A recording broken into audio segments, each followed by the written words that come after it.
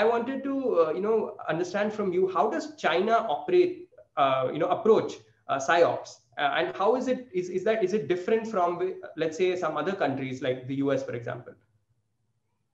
China has a distinct advantage. China is ruled by a despot. China has no democracy, and I've been to China many a times. I don't think I'll get the visa anymore, but I've been to China many times in the past, and I can tell you, Kamal, that if you've been there, you'll have this experience also that as you enter mainland China, after 10 odd minutes, your social media platforms stop working. So Twitter does not work, Facebook, Instagram, YouTube, or any other social media platform which is Western, quote unquote, that stops working as soon as you enter China. Now, why does that happen? That happens because essentially China is afraid of its own population. China is not so afraid of America. China is not afraid of India's fearsome mountain divisions, which are the finest in the world, by the way. China is afraid of its own people. China is afraid of free speech. China is afraid of free opinion, which is why you had the Tiananmen Square. You had those, in 50s, you had the Tibetan uprising. Then you had the Falun Gong. And even now you have the Hong Kong issue, which is still simmering. And it's not totally been arrested or has been quietened. So all these things are expression of people of China being extremely unhappy with the way China is run. So anybody who's done MBA or learned management a little bit will know about the Maslow's hierarchy of needs, and self-actualization comes at the top. This is some very basic stuff which we all read. And the way to tackle China, I'll come as to how China does it.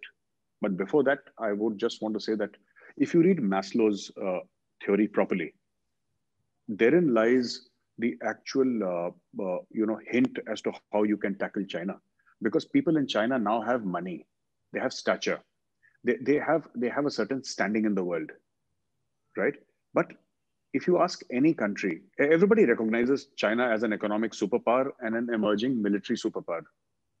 But if I gave you a choice, would you like to settle down in, let us say, Singapore, which is a small country, smaller than New Delhi, or smaller than Delhi? Or would you like to settle down in China? You would always say Singapore. In spite of the fact that China is so powerful and so everything, XYZ, but no China. Even Pakistanis who treat China as, their elder brothers and, say that our friendship is sweeter than honey and deeper than the oceans and higher than the Himalayas. All the Pakistanis, you'll never see them lining up outside the Chinese embassy. It's always the US embassy and the Canadian embassy and the UK High Commission, etc., etc., etc. So herein lies the Chinese philosophy. It is a predatory power and it hides behind the famed bamboo curtain. So we all think that the Chinese are inscrutable. There is no freedom of the media. There is no freedom of social media. There is no freedom of opinion. And entire families are kept inside re-education camps for saying things that are contrary to the interests of the Communist Party of China.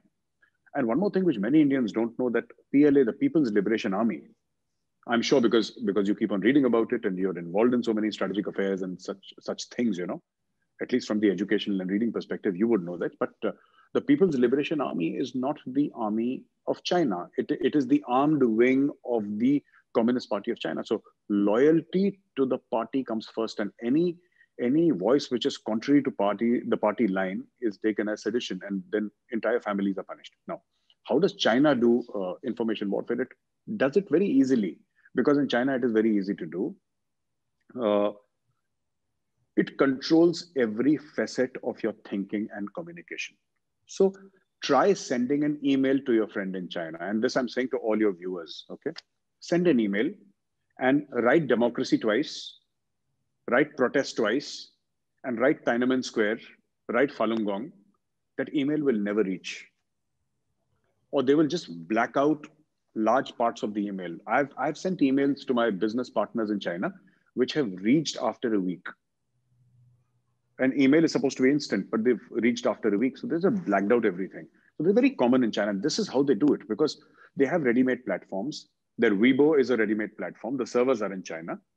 And it's only people who have proven their loyalty and actually work and get paid by the Communist Party of China or the state are allowed to use Twitter handles like, for example, Global Times, which is supposed to be a very reputed newspaper of China. But the fact is that it's a Communist Party mouthpiece, and it says so very proudly. It's not a matter of shame for them. It's a matter of pride for them that we're the mouthpiece of the Communist Party of China. So that is how the Chinese do it. And they do it very well, given that they already have a ready-made platform available with them and the kind of environment that they have in their country where, you cannot question. So information warfare becomes much easier. So that is how the Chinese do it. Very fascinating, Major Ji. Namaste. We hope you enjoyed this Chitti Media content. Please remember to subscribe to us and switch on the notifications for this channel. For our other social media links, more content, and to support our work, please visit citti.net. Dhanyavad. Namaskar.